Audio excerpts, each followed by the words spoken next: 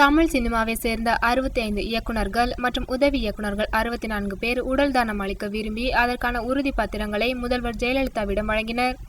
இதுகுறித்து தமிழக அரசு செவ்வாய்க்கிழமை வெளியிட்ட அறிவிப்பில், இறந்த பின் எரிக்கப்படும் அல்லது புதைக்கப்படும் உடல் எந்த பயனும் இல்லாமல் போகின்றது. உடலை மருத்துவ ஆய்வுக்கு பயன்படுத்தி பல நோய்களை குணமாக்கும் மருந்துகள் கண்டுபிடிக்கப்பட வேண்டும் என்ற நல்ல நோக்கத்துடனும், உடல் தானத்தில் தமிழகம் இந்தியாவிலேயே முதன்மை மாநிலமாக திகழ வேண்டும் என்ற விருப்பத்துடனும் தன்னார்வ உடல் தானத்திற்கு திரைப்பட இயக்குநர்கள் முன்வந்துள்ளனர். இதையடுத்து தமிழ்நாடு திரைப்பட இயக்குநர்கள் சங்கத்தை சேர்ந்த இயக்குநர்கள், உதவி இயக்குநர்கள் 62 பேர், இவர்களது குடும்பத்தை சேர்ந்த 2 பேர் என மொத்தம் 64 பேர் தன்னார்வ உடல் தானத்திற்கு முன்வந்துள்ளனர். சென்னை அரசு பொது மருத்துவமனைக்கு தங்களது உடலை தானமாக கொடுப்பதற்கு முன்வந்து அதற்கான உறுதி பத்திரங்களை தலைமைச் செயலகத்தில் முதல்வர் ஜெயலலிதாவிடம் செவ்வாய்க்கிழமை வழங்கினர்.